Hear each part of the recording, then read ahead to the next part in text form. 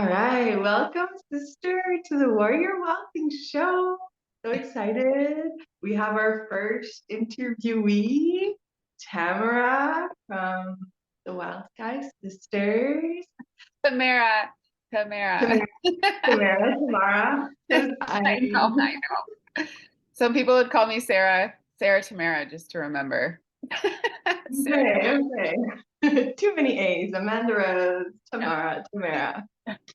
I just love you, sister. Thank you for coming and being the first. Thank you for having me. I feel so honored. Oh, you should be. I'm so glad that you are. So I want to introduce you briefly first. You are a death doula. You are an astrologer, a mother, a sister, traveler, entrepreneur. Just an incredible woman that I'm so grateful to have in my life, in my inner circle. Would you like to do a brief intro about yourself so that we get to know you better? Yeah, well, I am all of those things. I have recently claimed like the heroine story. So I feel like there is an element right now that's like not identifying necessarily with some of the other labels and moving into space of like artist and creator and just a girl in the world trying to make a change. But the mother label is one that I would probably say I fully hold so close to my heart, and it's probably the biggest one that there is. Hmm.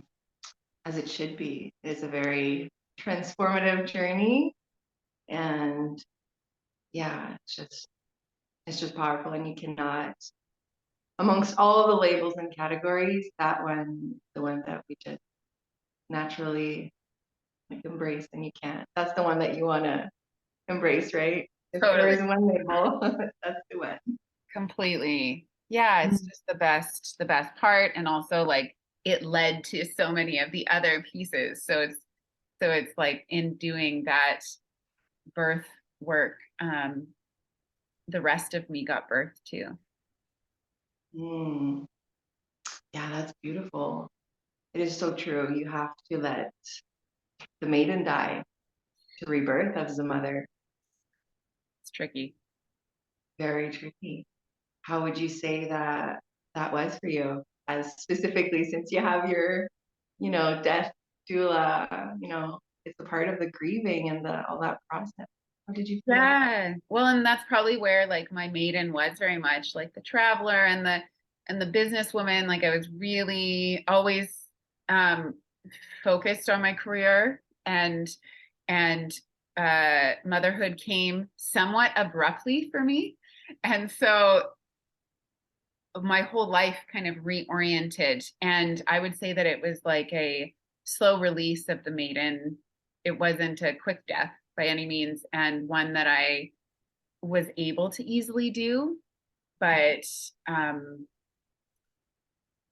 think that there is still parts of me that like are even just now with a 7-year old letting the maiden die and embracing the mother. And I also think that they all exist kind of simultaneously because I'm in my crone a lot too. And so I'm like, I also definitely feel that like matriarchal energy coming in more and more. And so it's so interesting being in like the 30s because it's kind of like you're living all those lifetimes simultaneously. um yeah, what is time, right? Yeah, still in the process of letting go the like drip by drip, this little pieces of leftover of the maiden Yeah. while embracing the mother and stepping into your crone wisdom. Yeah, that's kind of like the in between of all the cycles of the woman. Yes, totally. And then like going through these little like micro journeys at times where it's like going back to feeling maiden-esque and then letting it happen and journey like the spiral. Yeah, Yeah. yeah, the spiral of life and the teachings that it brings. If you don't if you don't, you don't step into that wisdom, it will come back. You just have to go through the whole circle again and again. And then you Totally. kind of go either up or you spiral down into the abyss, Yeah. more or less. Been there, That's a been good, there, been there for sure. Yeah. haven't we all? Haven't we all in a way? Yeah. I just love that. I'm pretty sure that we are not the only ones that will relate to the process. I'm turning 28, July 28. So Mm, I'm slowly creeping towards my 30s. Excited. Yeah.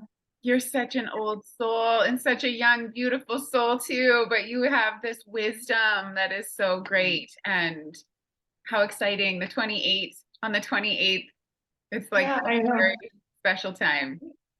I know, the lucky year, right? Yes. Yeah, it's funny because it's like, oh, people in their 20s, and I'm like, well, I still am. But Mhm. just as you said, I could 100% relate. It's like I'm feeling more, I don't feel as my 22-year-old self. Yeah. Yeah, Not at all, that's but a it's big still gap. within that 20. Yes, totally, totally. 22 to 28 might be like a bigger gap than 28 to 35, you know? Yeah, just from that period of your life. Yeah. Yeah. And when you think of the journey that motherhood and all that the life fast forward life experiences and wisdom that it brings, Hmm. it feels like it's been 2 decades since I was 22. And it's been 6 years. Like I have a 3.5-year-old, not a graduating child. Yes. Yeah. It's like the slip slide into spiritual enlightenment. Yeah. There is a quote on those tea bag leaves. I don't usually buy them, but I was given a box and there was one of the quotes that said, one thorn of experience is worth a wilderness of knowledge. I feel like, Truth. yeah, this Yeah, totally came up with our little discussion. totally. Hmm. I do want to touch on, I just love following you and your sister and the work that you do. Like I know that family and business is probably never easy. But nothing comes easy, right? You have to pick your heart. And I just love, like, I just love what you ladies share and the wisdom that you give and how you can implement it in your life and how not even just implement it, but how it affects and how it not gives like the reason behind, but it just gives a better understanding. How would you describe it? Yeah, well, and that's the thing is like sometimes we do have to like close the chart and walk away from the astrology and just like live it. One of my favorite ways to understand astrology is to look back on cycles rather than try to predict or look forward, because we Mm, know that when we see something, it can just by putting energy on it, it can change that energy. Um, mhm, and who knows what that does for our life, right? So one of my favorite things is that my sister and I both, it's my biological sister that I run Wild Sky Sisters with, and we both have our moon in the fourth house. And so this is a really, really ancestral journey for both of us. Um, it's very much written in the stars that we would do this as a way to enact all of our moon. The moon in astrology represents our motherhood. It also represents our childhood. It represents our past lives. There is an essence to it that is very karmic. And so we both come to mhm, the business. They're in different signs, but we both come with this lens of we are doing deep, deep root mhm, foundational work through working together and joining this. And astrology has been the gift of being able to see how that plays out in both of our lives. And not only that, but like for our children, what can we do to liberate for them so that they can be free to be exactly who they are and to express exactly who they are? Because we know somewhere down the line, our grandmothers were astrologers and it wasn't considered okay, or it wasn't even something that was passed forward. But we know we all come from people who lived outside and under the stars. So somewhere down that line, this this information was there. And when she and I started practicing astrology and talking about it every day, it was just like this instant, like, whoop, like this is too easy of a code or too intuitive knowledge that this is, there's something to this. And so what we love is that we had each other to always talk about it every single day with. It was like every day for years, we were just like, oh my God, this and everything, movies, everything started like being able to kind of be interpreted through that code. There are many other codes. There are, numerology, tea leaf reading, like there's so many other codes, but astrology is ours. And so we thought in 2020, like, how can we bring this to a place where we can help others who don't necessarily have that person every single day to talk about it with? And how can we bring it to the table so that they too can see this? And the biggest thing for me is that it doesn't necessarily mean that like we have the key figured out for how things should be, right? But it's like, it sure makes it so much more fun and also reflective when we can see like, oh my God, like mind blown, like that was written in some way. Or there's a cycle that's happening, but this too shall pass. That used to always be one of my favorite quotes, but I'm like, no, seriously, now I can see like truly the moon will move and this too will pass. So I just find it so comforting. I find it so comforting to think that we are so loved by the natural world that is around us, by the animals, by the plants. We are so a part of that. It's not separate from us. And so the same goes for the sky and the stars and the luminaries. And that there's this like unconditional love that's coming through light rays that are coming to Earth. And that's literally what astrology is like the study of how the light's refracted through the atmosphere and how it hits us and impacts us. So coming off the solstice, this feels like such a good time to be talking about it because, we've had so much light. This is our time to be really thinking about that. Like, where does the light come from? And some parts of us also feel a little unbalanced right now because there's so much light. We're feeling an internal darkness. And I'm noticing that kind of come up. And so it's helpful for me to go, there's like reason for this. We can like reflect on it, not just to like go into that slump and be stuck there forever, right? It's important for us to like bring this story up and into the collective and then to work together to rise even more in this time and to connect our hearts. So like coming to talk to you, I'm just like, I would jump at any chance to talk to you, but to do it, about kind of this, it just feels like such a perfect time to do it. It's whatever you can believe or whatever you feel about, religion, spirituality, you definitely feel so many people that I meet and the energy right now. It's just there's definitely a shift, a collective real shift, really changing the story and being more aware and really noticing the patterns of our ancestors and the last the last 7 generation pattern. We are really at a fork in the road. There is a bridge and those who are willing to cross it.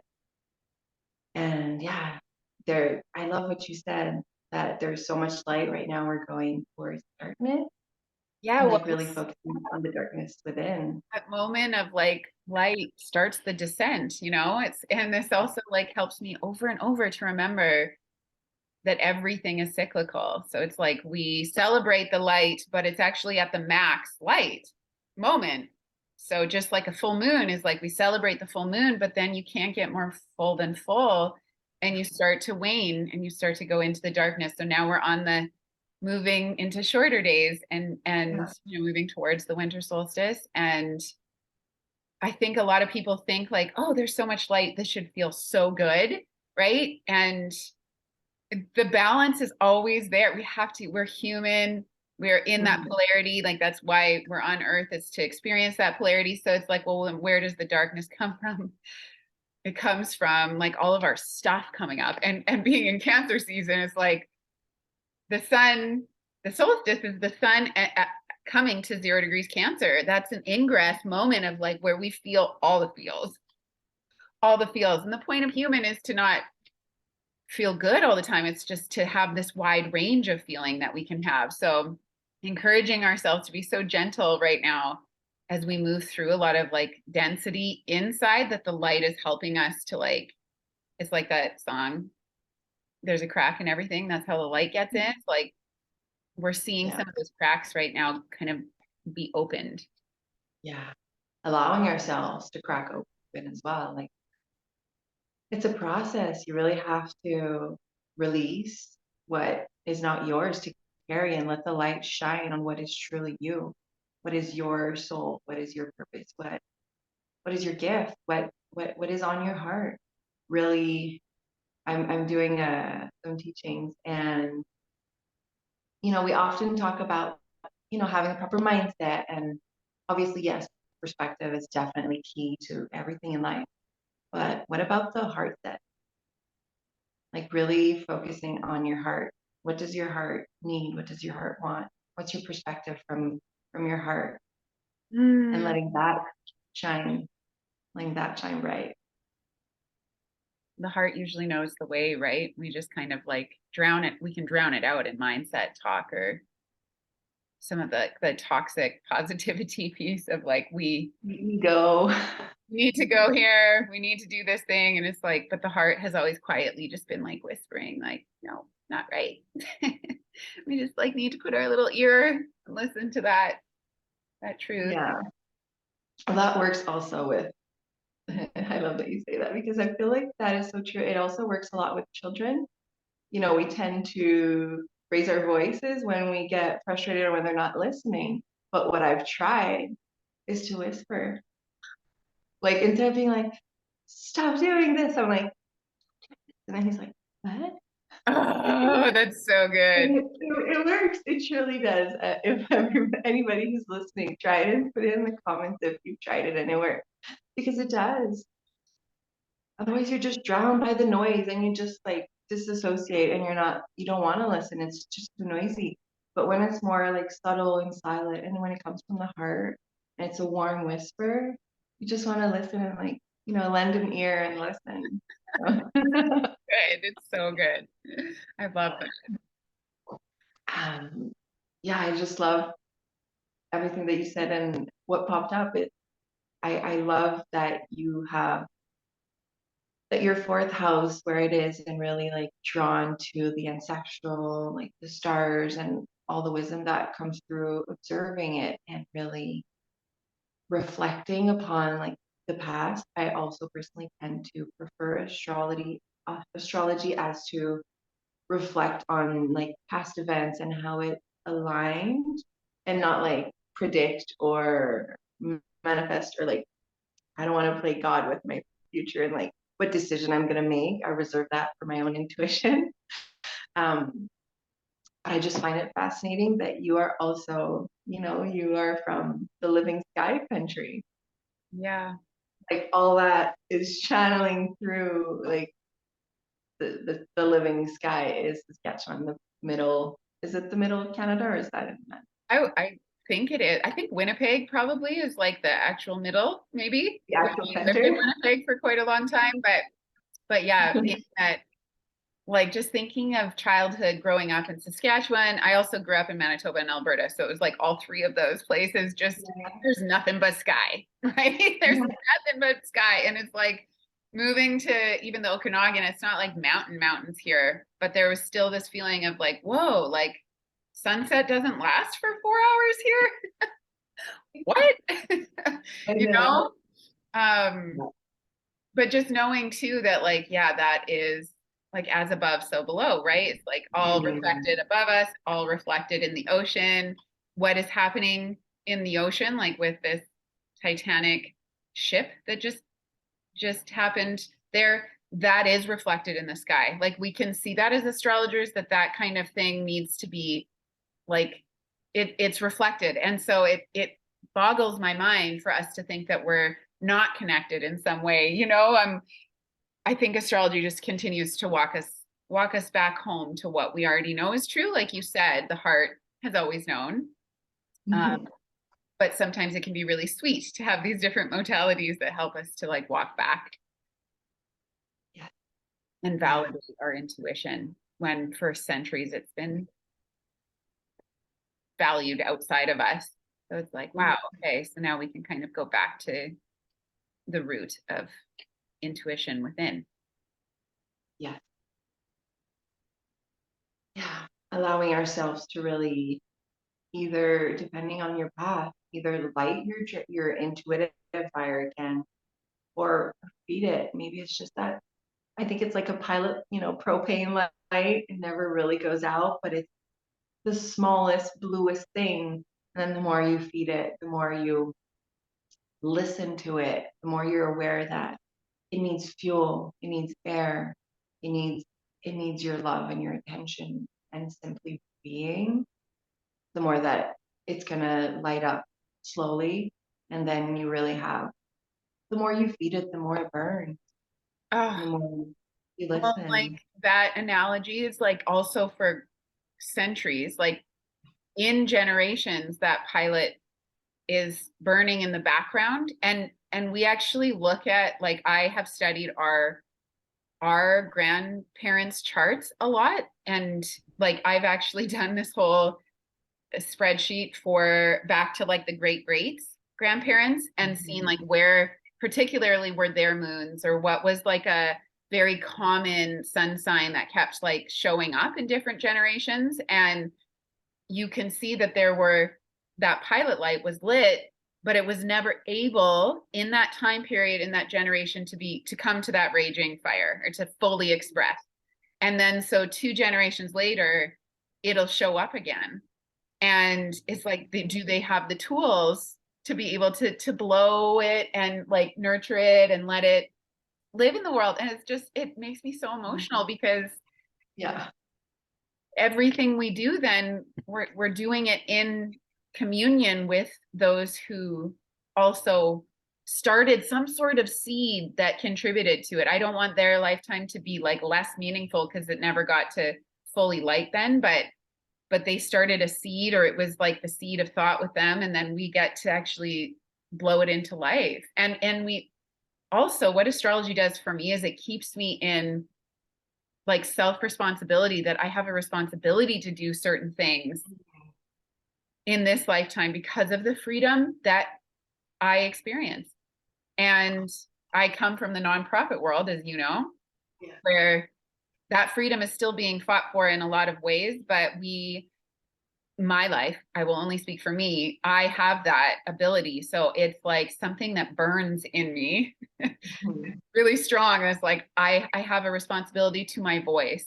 You know, right now a big piece of it for me is opening my voice again when it's been shut down. And I recognize that for centuries my grandmothers have had shut down voices. So it's my responsibility to now feel that emotion fully and to be able to speak my truth into the world. And when I do it, I speak for all the grandmothers that also needed to and maybe couldn't. And in fact, it might not even be my voice. I consider it as like it's a communal effort, you know, it's like my lineage The voice. acapella, the acapella of your ancestors. Yeah. Chorus of voices. It's so beautiful. It's like the harmony Yeah. of sun. Yeah. Oh, that should be an offering for the Wild Sky Sisters. Like bringing because I've been really asking, like I have one specific uncle who has been really like bringing in the family tree on my mother's side. I don't know my biological father's side at all, so there's half and half that I know, and other that I've accepted that, you know what, I don't need to specifically know. I let go of the need of control and of the control of the knowledge because I know who I am. But it's always nice to like dive deeper and like go back to your roots. And there's a strong bond, from the maternal side, right? And I've been thinking a lot. And Amanda is my great grandmother, and Rose is previous to that. And there's part of me that has been like, the just your childhood and what is associated with your life and your experiences. And I don't want to say trauma, but like whatever is attached. to like that name and that thing, um, wanting to let it go. And really, so I've been really diving more into where does the Rose lineage in my family come from? Like, what was her life like? What was her wisdom? Because Rose is like just Rose in nature is such a powerful plant and the medicine that it brings for women. And yeah, I've just been like really diving deep Oh, into the tree and the root. So I think you should try to offer that like astrology from your ancestors. we do, we do, we do. We have a family reading on our website, and we've only done probably like 3 or 4 families. Um, Okay. but it's profound. You just see these patterns that like come, and then it sparks. Like I've also done past life regressions where Mm, certain dates or times, because even for that, like if you don't physically know your ancestors, you can commune with them in that meditative space or in a past life regression space when like your ego has walked out of the room and you're fully like connecting with them. And I've had dates show up, and mm, then I like start doing the astrology for the major characters in the past life regression. And they're like moon, all these family points are on my points. Their south node is like my exact south node and stuff. And it's been mind blowing, like I mind can blowing, imagine. where I it's just love like that. astrology allows me to like tie it together. But I'm like, whoa, I know that I was related to this czar in this time in 60 to 1600. And it's like, how is that? It's just mind blowing. It's crazy. It is. Like I've been doing that with the names and like their history and their life and like their experiences and what like when you read like their biography, right? When they passed and what they did and what their purpose and what they accomplished. But I never thought to actually look at their chart, which is like mind blowing because it never even crossed my mind. Well, and because all of the outer planets and the nodes and that kind of thing, like you don't need to know their birth time in order to know all of that. So most like Wikipedia pages on historical figures will have when they were born, right? Just the year, the date, the place. So you like plug that into a chart and it's like, Saturn is a very ancestral pattern planet, and the moon is a very ancestral one. The south node is very ancestral. So you just see like those three even, and you're like, oh my gosh, like their Saturn's on the exact same degree my Saturn, like this is definitely some sort of connection, right? And Mm. I mean, welcome to the rabbit hole. This is a little sweet taste, a little appetizer of the rabbit hole. One rabbit hole, because there are many, many thousands of beautiful little dens in the earth that you can explore. And I'm so grateful. Thank you so much. Yeah. Is there anything that you would like to add to inspire and tie in astrology, womanhood, and all that intuition, beautifulness? Well, and I think um like parenting and knowing your child's chart can also be a really beautiful kind of rewilding of the way that we're like always thinking like we need to parent one way or another way, but there's actually like this multifaceted well spring of ways we can do that. And so just coming to know like simply their moon and their Mercury sign, that's always what we focus on with children.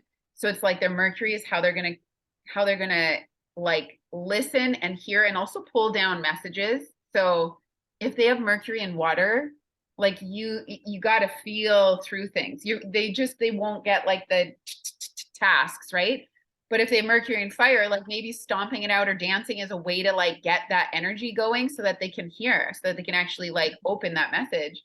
And same with like moon signs. It can be so beautiful to just go like to reframe the way that we think about like children who are really feisty and independent. Like you can see that leadership already developing at 2 years old, and honoring that 2 years old is their first Mars return. This is a time where it should be like fiery and like action oriented. So I always say, like, just to glance at it for parents, like, just take a peek. Don't hold your child to their chart ever, but like, take a peek so that you have, whoa, like, there can be epiphanies. That can be epiphanies, and it can change everything. Like, my son and I have opposite moons. So I literally have to do what is opposite from what I would think I need. And that has Mhm. shifted things so well. And it also has integrated my own beings in such a huge way that I'm like, this is really the best self work again that you could ever ask for. Um, and then also like Venus in the chart being the representative of that feminine piece and the way that we love. So it's like the love language of so many people, you know. I want to do a class on friendships, you know, because so many friends, I'm a Libra, Libra, Libra. So I'm like really focused on partnership and friendship, but it's like so many, so many ahas have come from me learning about friends, Venus signs. I'm like, oh, that's how you love. I love this way, but you Mhm. love that way. How can we, like, it's just so beautiful. It's like, how can we be more loving? And that's what we want this summer. This summer is like Venus and Leo, loud love. I always say like this energy is like that Step Brothers movie where they like rearrange the furniture and then they go, did we just become best friends? And it's like that moment for everybody. It's like, this is the summer of like loud, expressive, bold love. Like, I love Amanda. I love because you support so many women and you're like, yes, you're like the, you know, queen. You have Leo. So it's like that queenly, like, go queen. That energy is kind of what we want this summer to be. It's so much easier to like love someone and send them light than to like shrink because someone else is doing something. So if we Yeah. can be really loud in our love and bold and expressive in our love this summer, like something will happen with the feminine that is very special in all Mhm. beings, not just women, but all beings will feel Yeah. that surge of feminine support. Oh, Yeah. like yeah, it's an exciting time for that. So Yes. let's just like love each other louder. Yes. Yes. Make yourself roar. And yeah. Oh, I love this. I'm always amazed at how, you choose your life and you align your actions and towards your goals and your vision. And like, obviously, I have been on this slow journey for a while. And then it just, yeah, I just started taking more and more actions and really working, aligning the work that I want to do. It's, I am honored that you are the first, I feel that so this is all starting, that this is all that I'm really launching all these incredible Wild Sisters interview for this summer when, Venus is in Leo, which is my sun and moon sign. And then is it today that Virgo is the moon, which is yes. also my ascendant. So it's like, it's just beautiful. It's really I love everything you're doing. I think time. your your voice, your message, it is so important for others to hear it and to be loved by you because it I is just love loving. you are such a loving essence. Like there's an essence that's just so loving. And so I can't wait for more to hear and feel that because that's what we need right now. Yes, yes. We all need the love and support from the sisterhood. And my heart goes to all the mothers. Obviously, I love my sisters, but mothers are on a different journey and they really, really need the support from the community. And the village is not what it was for ancestors. So it's up to us to create it and to hold these spaces and really open up and seek those mothers who are in need because you just get lost in your little life and you forget that this is what your room needs and this is what your heart needs. Mm. So yeah, thank you so much. Thank you so much. Where can we find you? Where's the best way to Um, find you? yeah, so on Instagram, we're Wild Sky Sisters, and then our website is just wildsky.sisters.ca. Wonderful. I'll be sure to link these in the description and the comments. And I'll be sharing this on my own Instagram, Warrior Wildlings, and at some point on a podcast so that people who are driving and busy mamas can just listen to your love and to this beautiful, beautiful conversation. Love Thank you. you. Thank you. Bye.